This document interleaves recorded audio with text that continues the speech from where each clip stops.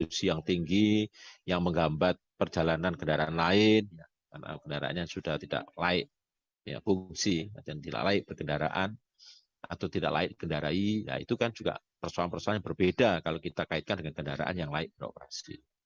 Jadi menurut saya sih kebijakan penghapusan data STNK yang mati pajak selama 2 tahun itu dilihat dulu tujuannya. Kalau memang gerakan goodwill pemerintah untuk mengurangi jumlah kendaraan yang beroperasi di jalan sehingga jalan menjadi nyaman, oke-oke saja. Tetapi kalau dilihat dari persoalan-persoalan yang terkait dengan dinamika masyarakat, mohon untuk dipertimbangkan kembali.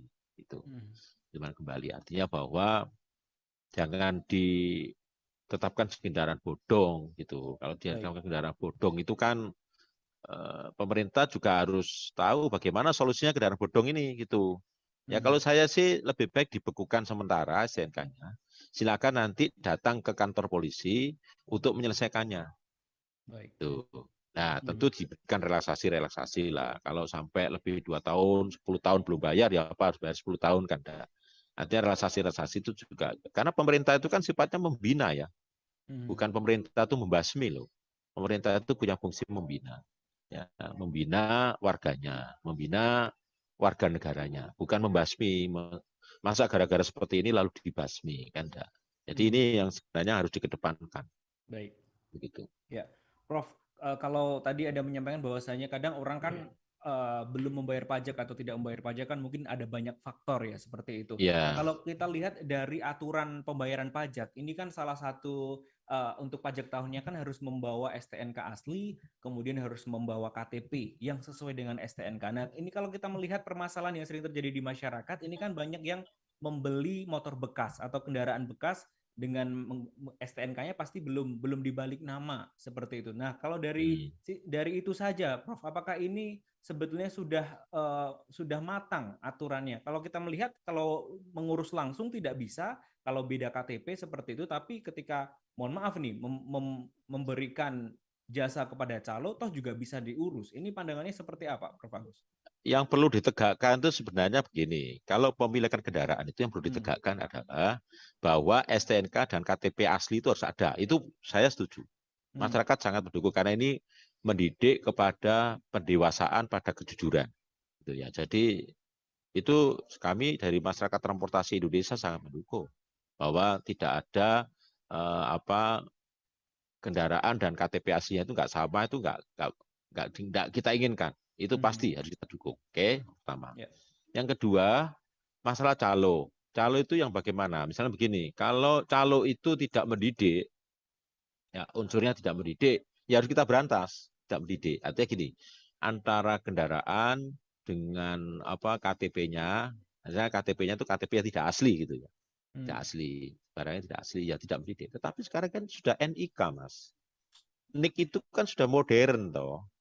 Sebenarnya cukup membawa fotokopi KTP lalu ada nomor NIK-nya dan NIK-nya itu sudah benar dengan data yang di fotokopi itu, yang entah fotokopi atau scan, tidak harus bawa aslinya atau sebenarnya. Di kepolisian kan tinggal lihat toh. Diklik NIK, kan NIK ini kan dipakai untuk semua data toh. Untuk semua data. Jadi nggak perlu itu diragukan NIK loh ya. Jadi itu sebenarnya yang perlu ditunjukkan tuh NIK-nya. Itu NIK-nya benar, namanya itu Muhammad Mukhlason namanya.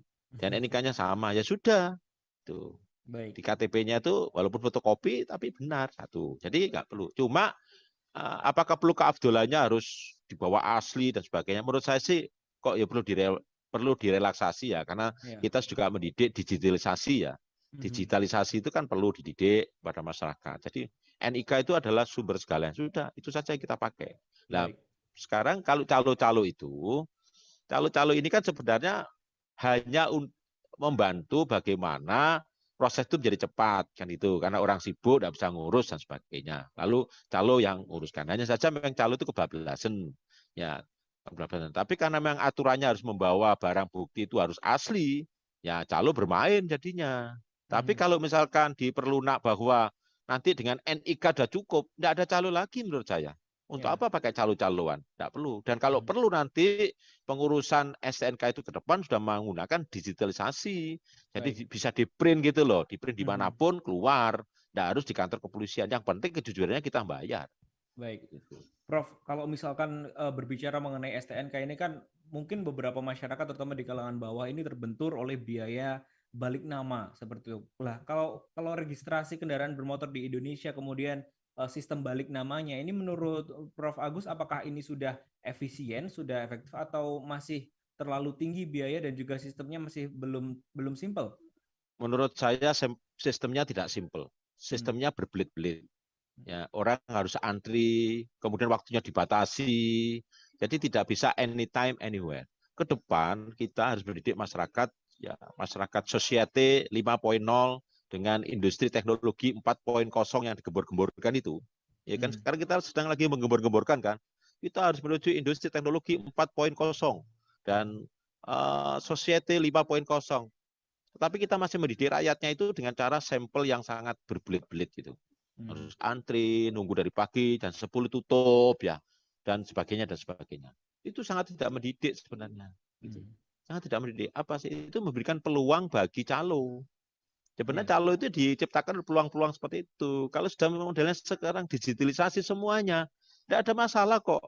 Ya, semua uang lalu masuk ke dalam sistem digitalisasi akun bank sudah selesai gitu. Nah, kalau yang sekarang ini kan udah saya aja untuk ngurus SIM saya atau ngurus STNK saya harus antri sendiri ya dari Jakarta capek-capek ke Jogja hanya untuk cukup antri itu. Sampai sana terlambat 15 menit tidak bisa Pak tutup ya. Padahal jam 10 siang kok tutup gitu. Dan sebagainya. Lalu apa? Ya sudah ada biro jasa menawarkan ya gimana Pak kalau kami bantu kan sebagainya. Itu kan namanya kami bantu itu kan juga mengeluarkan ekstra. Kadang uangnya lebih besar daripada yang harus dikeluarkan gitu. Jadi biaya balik nama kita menurut saya terlalu mahal. Baik. Ya, Artinya terlalu mahal. belum terlalu efisien, Berbelit-belit. efektif ya. Sangat tidak efektif. Baik, Prof. Agus, kembali ke tadi yang kita bahas mengenai kendaraan yang mati STNK selama 2 tahun akan dianggap bodong seperti itu. Kalau misalkan itu betul-betul dilaksanakan, dampaknya di lapangan seperti apa menurut Anda, Prof. Agus? Ya, itu sangat sangat tidak baik ya buat masyarakat. Satu pendidikan yang masyarakat belum siap. Masyarakat sangat belum siap kalau kendaraannya dianggap bodong, lalu nanti kalau di lapangan ketahuan, lalu disita. Itu masyarakat belum siap. Oleh karena itu, mau menuju ke sana, tentu kita harus mempertimbangkan bagaimana kesiapan masyarakat kita. Ya, kesiapan masyarakat kita. Jadi menurut saya bukan bodong, dibekukan aja STNK-nya. Nanti silakan Anda akan datang ke kantor polisi, berbicara baik-baik, kenapa Anda tidak bayar 10 tahun. Jadi itu bisa didengarkan anunya, akar masalahnya gitu, didengarkan. Ya toh, kalau nggak didengarkan akar masalahnya kan mendidik kita menjadi chaos. Sekarang kalau memang betul-betul 2 tahun, apakah banyak? Banyak. Kalau itu ditakut bodong, banyak kendaraan bodong di Indonesia. Lalu kendaraan bodong itu disita oleh kepolisian. Polisi naruh di mana kendaraan itu? Saya khawatir saja kalau disita, lalu ditaruh di mana, nggak ada taruhnya, lalu dipakai, misalnya gitu. Ya, apa mau ditaruh di gudang? Oh, mana kita nggak punya gudang untuk menyimpan kendaraan, misalnya gitu. Ya toh, ya lebih baik dibekukan sementara sampai menunggu kan gitu kan sudah ada alamatnya, kan sudah ada NIK-nya. Tinggal dicari kan ada surat peringatan, didatangkan surat peringatan, Anda belum bayar pajak sekian tahun, ya silakan datang kemudian untuk diurus. Nah di dalam kepolisian itu, nah datang ke kantor kepolisian ya diurus. Ada apakah bisa membayar atau tidak. Kalau tidak bisa membayar, jadi hutang yang tertanggung kepada negara, kan gitu ah. Jadi semuanya itu bisa diatur dengan cara yang sangat humanis lah. Ya humanis itu artinya mengedepankan nilai manusia dan kemanusiaan. Jangan terlalu, karena ini kan persoalan kendaraan kan persoalan simbol sosial toh Mas. Ya, simbol sosial itu juga dipelajari lah gestur manusia Indonesia seperti itu. Baik, artinya harus dilihat juga bagaimana kondisi di masyarakat, dinamika di masyarakat seperti yang tadi Prof. Agus Kalau sampaikan di masyarakat awal. belum siap ya jangan terlalu dipaksakan aturan-aturan itu. Baik, Tribunnews Tapi kami ada juga transisi. baik, Tribunnews juga sebetulnya sudah mengundang dari Korlantas Polri, ada Pak Yusri Yunus, namun beliau belum bisa hadir dan juga menghubungi Dirlantas Polda Jateng, ada Profesor Agus ada Kombes Agus Suryo Nugroho, namun juga beliau belum bisa bergabung bersama Tribun News. Prof. Agus, saya ingin menanyakan ketika Korlantas atau mungkin pemerintah memberikan atau mengimplementasikan kebijakan ini, tujuannya agar mendisiplinkan pajak masyarakat. Apakah itu adalah cara yang efektif menurut Prof. Agus? Dilihat dulu kepentingannya. Kalau untuk jangka pendek efektif, ya sangat efektif, ya. Tapi ketika itu menjadi barang bodong, lalu itu menjadi barang yang tidak terpakai, lalu menjadi membebani masyarakat dan negara kan, barang-barang itu menjadi sangat tidak efektif. Menurut saya, ya, ini khusus untuk pajak kendaraan. Itu kalau belum bayar STNK nggak apa-apa, kan pemiliknya ada NIK-nya. NIK-nya itu dikirimi surat atau kalau perlu diumumkan ya bahwa ada kendaraan bodong yang dia sekian. Polres kan bisa mengumumkan di tiap kabupaten. Atau kalau perlu sampai pada tingkatan polsek mengumumkan, warga kami yang ada di polsek ini yang belum bayar pajak lebih dari 2 tahun, ini kendaraannya ini. Mohon segera bertemu atau mendatangi Polres tempat. Itu nggak apa-apa misalnya. Kalau urusan Polres kepolisian itu kan urusan kepemilikan STNK. Kalau urusan pajak ini persoalan yang lain toh. Itu kita harus bayar pajaknya kan gitu. Untuk mendapatkan STNK. Dengan polisi itu kan melihatnya kan punya STNK atau tidak yang berlaku. Bukan masalah bayar pajak atau tidaknya menurut saya sih. Gitu. Bayar pajak tidaknya itu tidak hanya sebagai urusan polisi saja, tapi juga urusan negara, urusan Kementerian Keuangan, perpajakan, kantor perpajakan dan sebagainya seharusnya. Gitu.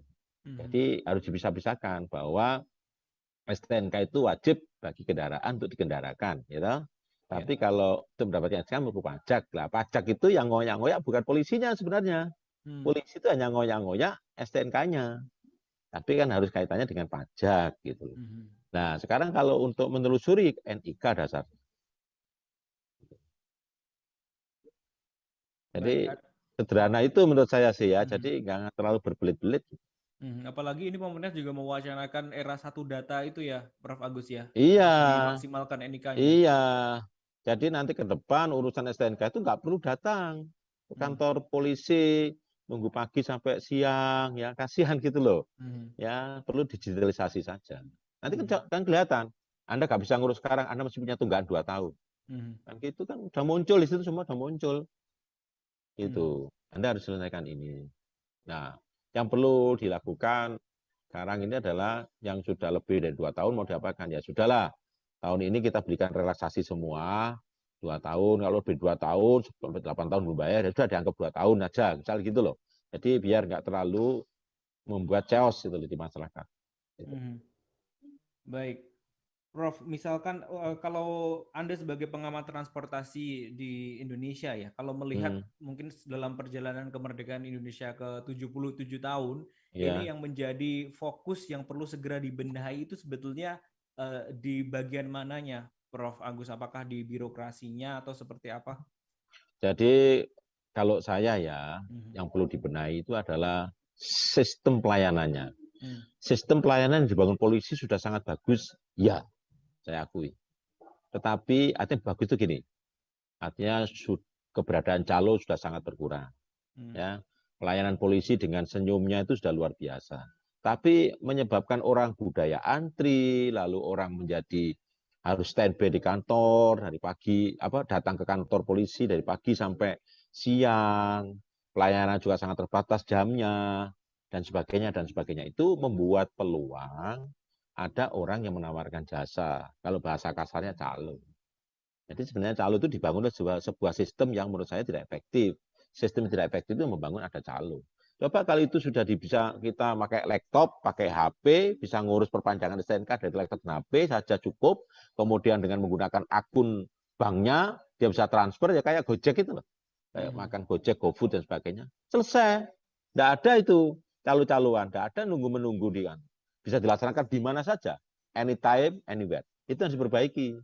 77 tahun, yang menuju 100 tahun Indonesia merdeka nanti 2045, itu harus diperbaiki. Gitu. Iya kan? Itu. Baik, seperti pengalaman kalau saat ini kan juga beberapa Polres ini kan juga sudah bisa mengurus pajak melalui aplikasi seperti itu ya Prof ya. Betul, Tapi betul. pada ujungnya juga untuk pemberian cap atau tanda bahwasanya sudah dipajak itu juga tetap harus menuju ke kantor. Seperti itu, Ya, Prof. ya menurut saya sudah nggak perlu lagi gitu. Hmm. Ya, nggak perlu lagi ada cap-capan, nggak perlu. Yang Hmm. penting kan sudah digitalisasi Hmm. sistem data satu sistem menuju satu data, satu sistem data atau basis data. Nggak perlu lagi gitu. Yang sudah ada di situ sudah tergambarkan itu sudah oke. Kalau nggak oke nggak bisa. Hmm. Seperti di jasa konstruksi ya yang kami kembangkan itu sudah jelas seorang badan usaha itu jujur atau enggak sertifikat badan usahanya sehingga bisa beroperasi cukup digitalisasi saja. Hmm. Sistem kayak sertifikat kompetensi kerja SKK itu nggak ada yang namanya tatap muka lalu bayar membayar, nggak ada, semua sudah sistem digitalisasi. Nah, Caca memang wawancaranya untuk melihat kamu mampu apa tidak itu sistem wawancara, tapi sifatnya itu semua diatur jadwalnya dengan digitalisasi. Jadi Bapak bisa uji saya kapan, Bapak bisa saya uji kapan, semua digitalisasi ketemu di dalam dunia maya gitu. Semua digitalisasi dan itu sudah mengurangi namanya ada kelebihan bayar, kurang bayar, ada calo dan sebagainya nggak ada lagi gitu loh. Dan itu bisa dilaksanakan gitu loh. Nah, apalagi yang namanya SIM ya, itu lebih mudah untuk dilaksanakan. Apalagi namanya STNK. Kenapa? Database-nya itu jelas. Data awalnya jelas, data yang asli jelas, semuanya jelas. Jadi tidak ada persoalan menurut saya. Jadi tidak ada persoalan. Gitu. Kalau saya sih lebih baik sistemnya digitalisasi semua. Baik, itu yang menjadi pandangan atau fokus yang semestinya harus segera dibenahi dan juga Ya, ya. memang perlu tahap ya Prof ya, tapi memang Perlu harus segera tahap, perlu tahap. Memang itu harus dilihat dilakukan. di mana. Tapi gini, apakah masyarakat siap dengan digitalisasi? Siap. Masyarakat siap kok digitalisasi. Walaupun dia nggak sekolah, nanti juga ada orang yang bantu. Ya kan? Lama-lama tahu, sama lah handphone. Lama-lama kan orang jadi paham. Orang-orang kampung di desa sekarang sudah paham tentang handphone. Ya kan? Gaptek itu lama-lama kan orang-orang yang gaptek itu lama-lama kan menyesuaikan yang tidak gaptek. Tidak dibalik loh. Orang-orang tidak gaptek menyesuaikan gaptek nggak mungkin. Orang yang gaptek akan belajar untuk tidak gaptek. Gitu aja. Masyarakat tuh mudah kok. Ya, diberi contoh tuh mudah. Baik, tapi yang penting sistem pelayanannya itu Sistem harus pelayanannya betul. juga yang sesimpel mungkin dengan sistem digitalisasi sehingga tidak ada peran atau peluang memberikan kesempatan kepada calo atau orang yang menawarkan jasa dan ini yang menyebabkan menjadi tidak efektif. Baik, kembali ke tema kita. Ketika ada kebijakan yang disebut akan segera diimplementasikan, berarti menurut Prof. Agus ini sebetulnya sudah bagus, tetapi jangan sampai ini tidak melihat dinamika di masyarakat seperti itu. Mungkin bisa Ya, disimpulkan, Prof. Agus. ya, jadi apapun kebijakan pemerintah yang akan dibuat dan itu menyangkut persoalan-persoalan terkait dengan kepentingan publik, rutinitas publik. Kendaraan itu kan rutinitas publik. Maka kebijakan-kebijakan itu harusnya diatur dengan diimplementasikan dengan melihat perkembangan dinamika di masyarakat. Ya, kalau pemerintah sangat khawatir bahwa masyarakat tidak disiplin bayar pajak, ya, itu bisa dilakukan STNK-nya dibekukan sementara, lalu diberikan satu peringatan tertulis, ya, atau peringatan melalui HP juga bisa, ya, karena itu bisa dilingkan NIK itu. NIK itu sekarang nomor induk kependudukan itu sudah bisa dilingkan di dalam semua urusan berwarga negara. Jadi ke depan urusan-urusan perpanjangan STNK, bayar pajak STNK, atau urusan SIM, itu semua sebaiknya sistem digitalisasi. Jadi tidak perlu lagi orang itu antri panjang dan sebagainya. Ya.